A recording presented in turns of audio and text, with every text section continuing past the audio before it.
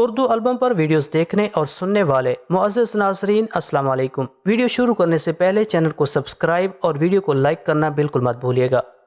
جب صلاح الدین ایوبی کے جاسوسوں نے انہیں یہ خبر دی کہ موصل کا لشکر حلب پہنچ گیا ہے اور دونوں حکمراں یعنی صالح اور سیف الدین کے درمیان فوجی معاہدہ طے پا چکا ہے، تو وہ تیز رفتاری کے ساتھ حلب کی طرف بڑھا اور تیسری بار جبل جوش پر خیمہ زن ہوا۔ صلاح الدین ایوبی نے ایک بار پھر مسلمانوں کو خون ریزی سے بچانے کے لیے صلح کی گفتگو کا آغاز کرنا چاہا، مگر عزاء الدین مسعود نے شرط رکھی کہ وہ پہلے سارے علاقے چھوڑ کر مصر واپس جائے، پھر صلح کے مذاکرات ہمارے پسندیدہ مقام پر ہوں گے۔ موصل اور حلب کے حکمرانوں کی یہ شرط بدنیتی اور فریب کی عکاسی تھی، اس لیے صلاح الدین ایوبی نے اسے سختی کے ساتھ ماننے سے انکار کر دیا۔ انہی دنوں ایک انتہائی جاں واقعہ پیش آیا۔ مصر میں زبیدہ خاتون شدید بیمار تھیں۔ آنے والے قاصد نے صلاح الدین ایوبی رحمۃ اللہ علیہ کو اطلاع دی تھی کہ اس کی والدہ بمشکل چند دنوں کی مہمان ہیں۔ اس نے فوری طور پر چھوٹے بھائی ملک عادل کو دمشق سے بلایا اور اسے درخواست کے ساتھ مصر روانہ کر دیا۔ ہر بیٹے کی تمنا ہوتی ہے کہ وہ زیادہ سے زیادہ اپنی ماں کی خدمت کر سکے، مگر میں جس کام پر مامور کیا گیا ہوں وہاں سے رخصت ملنا فی الحال ناممکن نظر آتا ہے۔ میری اس نافرمانی کو یہ سوچ کر معاف کر دیجیے گا کہ آپ کا بیٹا بہت مجبور تھا۔ جب ملک عادل مصر پہنچا تو زبیدہ خاتون کی آخری سانسیں تھیں۔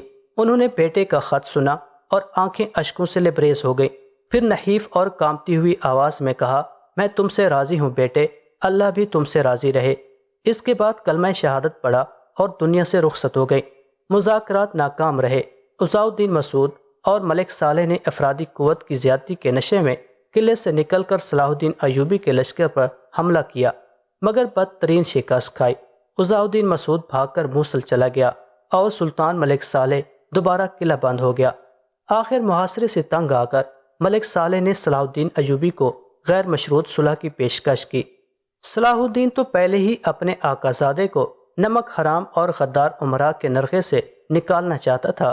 اس نے فوراً ملک صالح کی بات مان لی اور دمشق واپس چلا گیا۔ جب یہ خبر والی موصل سیف الدین کو پہنچی تو اس نے فوری طور پر ایک خط سلطان ملک صالح کو تحریر کیا، تم نے کیسی نادانی کی ہے کہ دشمن سے صلح کر لی، فوری طور پر اس معاہدے کو چاک کر ڈالو، میں عیسائی لشکر کے ساتھ بہت جلد پہنچ رہا ہوں۔ اس کے ساتھ ہی سیف الدین نے صلاح الدین کو بے خبر رکھنے کے لیے ایک خط صلاح الدین کے نام بھی تحریر کیا۔ میرے بھائی صلاح الدین، میں اپنی گزشتہ حرکات پر سخت نادم ہوں۔ واقعی تم اپنے دل میں ملت اسلامیہ کا بے پناہ درد رکھتے ہو۔ مجھے یقین ہے کہ پچھلی ساری کوتاہیوں کو معاف کرتے ہوئے میری طرف کامل دوستی کا ہاتھ بڑھاؤ گے۔ بے شک ہماری نجات اسی میں ہے کہ ہم سب مل کر صلیبیوں کا مقابلہ کریں اور سلطان عادل کے خواب کی تعبیر تلاش کریں، ورنہ بروز محشر ہم حق تعالیٰ کو کیا منہ دکھائیں گے۔ سیف الدین کا قاصد پہلے حلب آیا اور والی موصل کا خط ملک صالح کے حوالے کیا۔ سلطان نے مسکراتے ہوئے قاصد کی طرف دیکھا اور چند سطروں میں جواب لکھ دیا، صلح کا معاہدہ محض مصلحت اور وقت کی ضرورت ہے، موقع ملتے ہی اسے چاک کر دیا جائے گا اور ٹکڑے ہوا میں اڑا دیے جائیں گے۔ سلطان ملک صالح کا جواب لے کر قاصد دمشق آیا اور غلطی سے سلطان ملک صالح کا جواب صلاح الدین ایوبی کے حوالے کر دیا۔ آقا زادے کا خط پڑھ کر صلاح الدین کو شدید قلبی اذیت پہنچی، مگر وہ عینی اعصاب کا انسان تھا۔ اس نے چہرے سے اپنی دلی کیفیت ظاہر نہیں ہونے دی اور شگفتہ مسکراہٹ کے ساتھ ملک صالح کا خط قاصد کی طرف بڑھاتے ہوئے کہا، یہ خط کسی اور کے لیے ہے، تم نے غلطی سے مجھے دے دیا ہے۔ اپنی اس غلطی پر قاصد کے ہوش اڑ گئے۔ پھر صلاح الدین ایوبی نے والی موصل سیف الدین کا خط پڑھا اور فوری طور پر مختصر جواب لکھا، اگر آپ نے خلوص و دیانت کے ساتھ میری طرف دوستی کا ہاتھ بڑھایا ہے تو مجھے اپنی توقع سے زیادہ کشادہ دل پائیں گے۔ اگر ملت اسلامیہ کے اتحاد کی خاطر میری جان بھی چلی جائے تو یہ ایک نہایت حقیر قربانی ہوگی۔ قاصد کے جاتے ہی صلاح الدین ایوبی نے آسمان کی طرف دیکھا۔ ایک تو والدہ کی موت کا صدمہ، دوسرے فریبکار سیاست کا بدترین مظاہرہ۔ صلاح الدین ایوبی کی آنکھوں میں آنسو آ گئے۔ الہی، یہ کیسے لوگ ہیں، انہیں ہدایت دے اور مجھے صبر عطا کر۔ پھر اسی روز صلاح الدین ایوبی نے ایک برق رفتار قاصد کو خط دے کر مصر روانہ کیا۔ یہ خط ملک عادل کے نام تھا۔ تم فوری طور پر تازہ دم فوج لے کر دمشق پہنچو، مجھے یہاں کی ہواؤں اور فضاؤں سے بڑے فتنوں کی بو آ رہی ہے۔ صلاح الدین کا خط ملتے ہی ملک عادل 5000 سپاہیوں کے ساتھ دمشق پہنچ گیا۔ اس بار صلاح الدین کا سب سے چھوٹا بھائی ملک تقی الدین بھی مصری لشکر کے ساتھ تھا۔ جب صلاح الدین کی تازہ دم فوج دمشق پہنچ گئی تو اس نے سلطان ملک صالح کے نام ایک جارحانہ خط تحریر کیا۔ آج تک میں نے آپ سے جس لہجے میں بات کی ہے، اگر اسی زبان میں پتھروں سے گفتگو کرتا تو شاید اب تک وہ بھی پگھل چکے ہوتے۔ سلطان عادل کی غلامی کا طوق تو قبر کے اندر بھی میری گردن میں رہے گا، مگر آج میں آپ کی اطاعت سے منحرف ہوتا ہوں۔ اب میرے کسی علاقے میں آپ کے نام کا خطبہ جاری نہیں رہے گا۔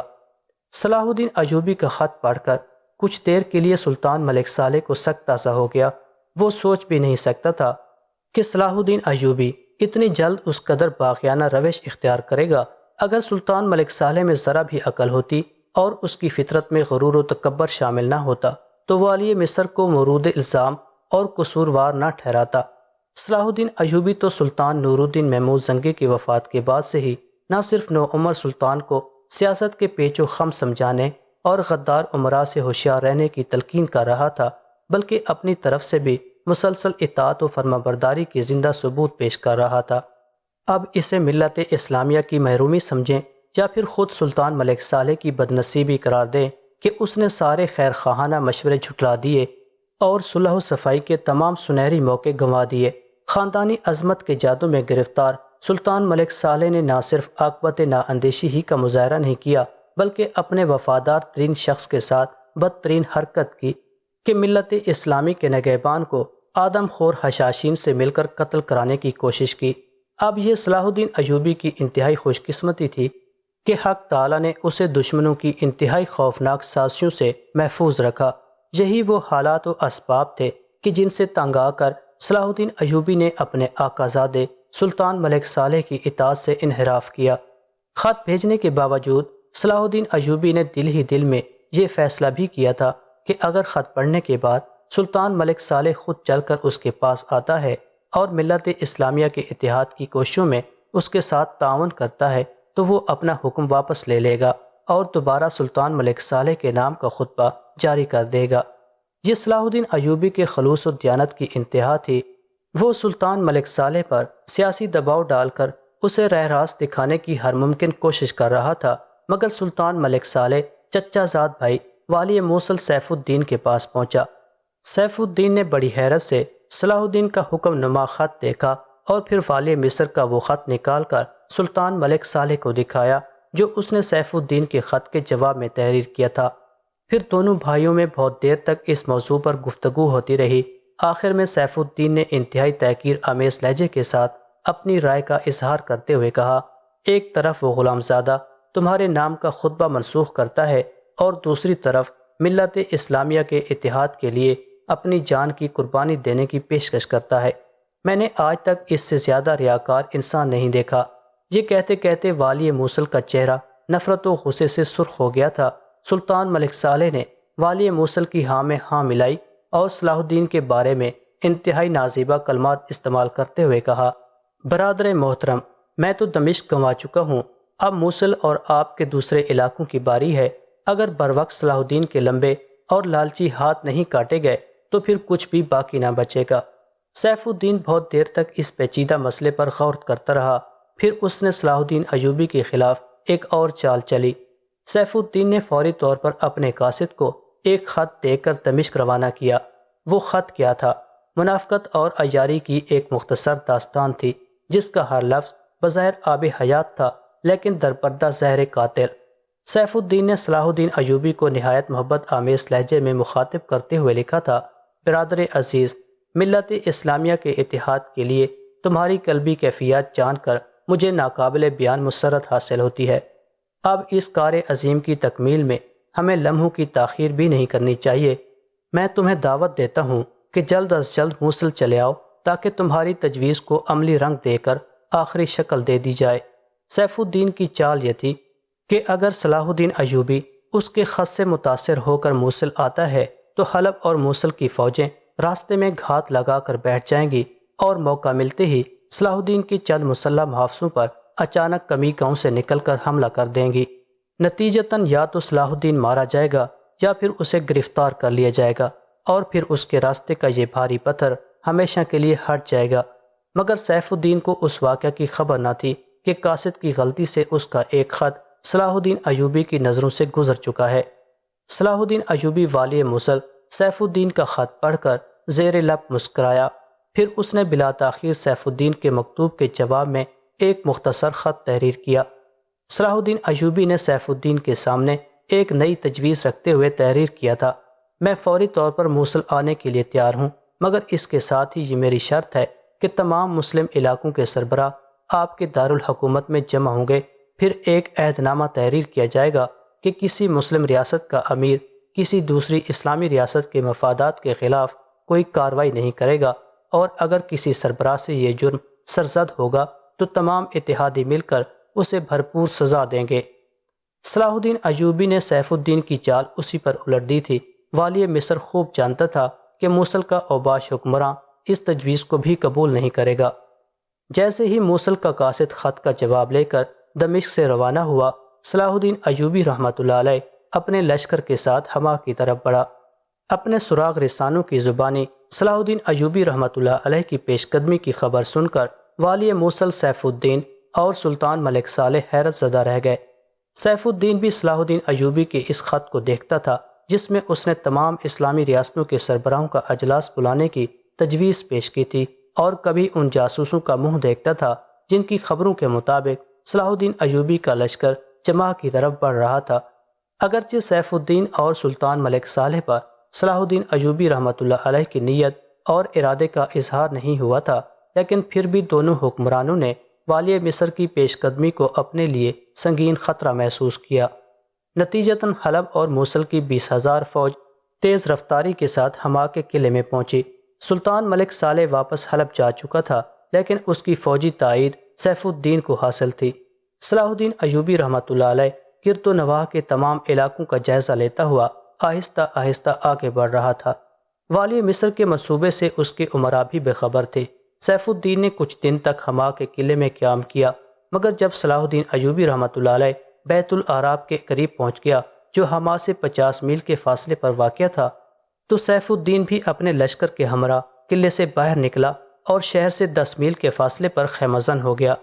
اس کے جاسوسوں نے یہ اطلاع بھی فراہم کی تھی کہ صلاح الدین کے فوجیوں کی تعداد 3-4 ہزار سے زیادہ نہیں ہے، اور حقیقت بھی یہی تھی کہ مصر سے آنے والے 5,000 سپاہیوں میں سے صلاح الدین نے 2,000 فوجی دمشق کے دفاع کے لیے متعین کر دیے تھے اور 3,000 سپاہیوں کے ساتھ حما کی طرف بڑھ رہا تھا۔ جاسوسوں کی اس اطلاع پر سیف الدین نے خوشی کا اظہار کیا کہ اس کے اور صلاح الدین ایوبی رحمۃ اللہ علیہ کے درمیان افرادی قوت کا کوئی مقابلہ ہی نہیں۔ اگر والی مصر حما پر حملہ آور ہوا تو شرمناک شکست سے دوچار ہوگا۔ ادھر والی موصل سیف الدین اپنی کثرت افواج پر نازاں تھا، اور ادھر صلاح الدین ایوبی رحمۃ اللہ علیہ بہت احتیاط کے ساتھ اپنی صفیں درست کر رہے تھے۔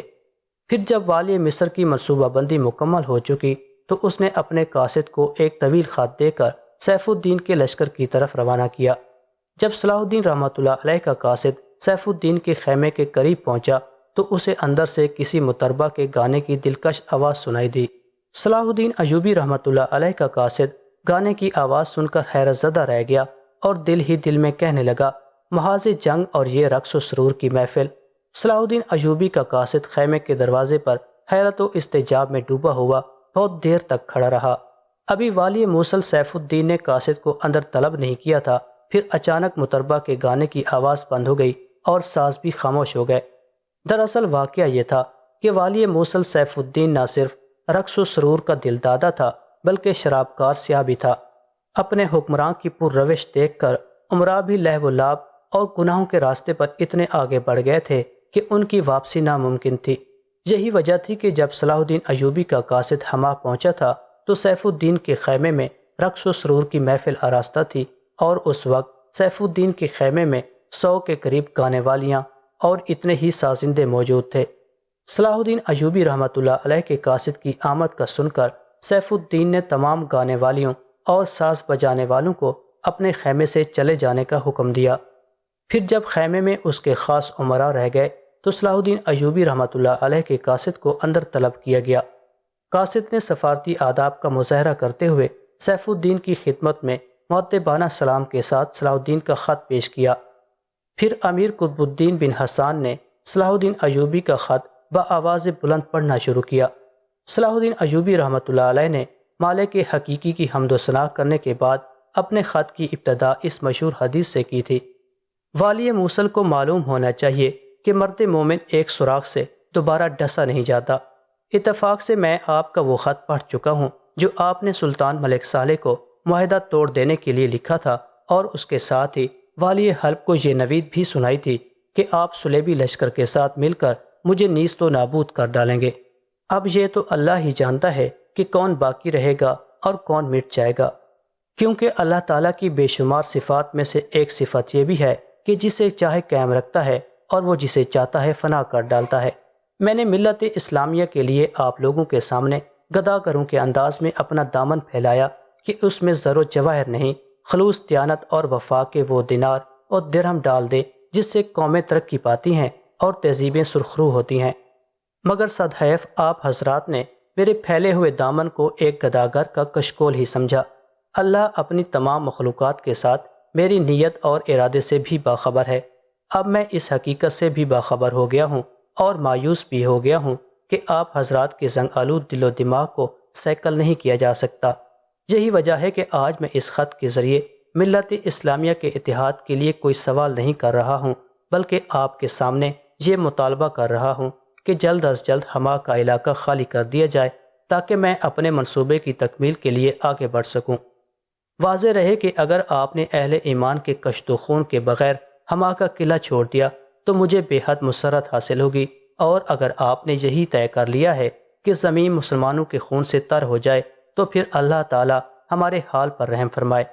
میں شدید مجبوری کی حالت میں اس نتیجے پر پہنچ چکا ہوں کہ اس خون کا بہہ جانا ہی بہتر ہے جو بہت دنوں سے ملت اسلامیہ کے جسم میں فساد پیدا کر رہا ہے۔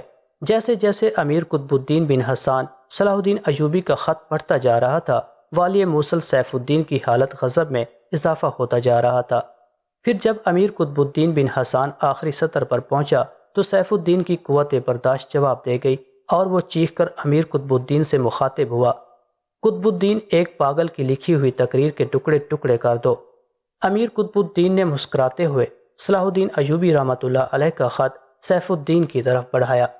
یہ خط آپ کے نام ہے، آپ ہی اپنے دست مبارک سے اسے چاک کریں گے۔ یہ سن کر سیف الدین نے بڑے غرور و تکبر کے انداز میں اپنے دونوں ہاتھوں کو غور سے دیکھا۔ پھر امیر قطب الدین بن حسان سے مخاطب ہو کر بولا: یہ ایک طاقتور حکمراں کے ہاتھ ہے، اپنے خاندانی غلام کی تحریر کو چھونا بھی ان کی توہین ہے۔ امیر قطب الدین بن حسان نے سیف الدین کو خوش کرنے کے لیے پرجوش لہجے میں کہا: اگر یہ بات ہے تو آپ کا خادم صرف تحریر ہی کے نہیں، صلاح الدین ایوبی کے ٹکڑے کرنے کے لیے بھی تیار ہے۔ اتنا کہہ کر قطب الدین بن حسان نے صلاح الدین ایوبی کے خط کے چھوٹے چھوٹے ٹکڑے کر دیے، پھر ان ٹکڑوں کو مٹھی میں دبا کر اپنی نشست سے اٹھا اور سیف الدین کے قدموں میں ڈال دیے۔ پھر ایک زوردار کہکا لگاتے ہوئے بولا: یہ ایک غلام کا جھکا ہوا سر ہے جو اپنے آقا کے قدموں کو چھو رہا ہے۔ سیف الدین نے امیر قطب الدین بن حسان کی طرف دیکھا اور مسکراتے ہوئے کہا: تم بہت ذہین انسان ہو۔ قاصد کو اس کے لائے ہوئے پیغام کا جواب مل گیا تھا۔ اس نے سیف الدین کو رخصتی سلام کیا اور واپس جانے کے لیے مڑا۔ دوسرے ہی لمحے کمرے میں والی موصل کی پرجلال آواز گونجی: قطب الدین، یہ ہماری روایات کے خلاف ہے کہ ہم قاصد کو تواضع کیے بغیر جانے دیں۔ صلاح الدین ایوبی رحمۃ اللہ علیہ کا قاصد پلٹا اور اس نے مؤدبانہ لہجے میں کہا: تواضع تو آپ کر چکے، ابھی کہاں؟ سیف الدین نے ہنستے ہوئے کہا، اور پھر امیر قطب الدین بن حسان سے کہا: اسے ہماری افواج قاہرہ کا نظارہ تو کراؤ۔ یہ سنتے ہی امیر قطب الدین تیزی سے اٹھا اور صلاح الدین کے قاصد کو اپنے ساتھ لے کر کمرے سے نکل گیا۔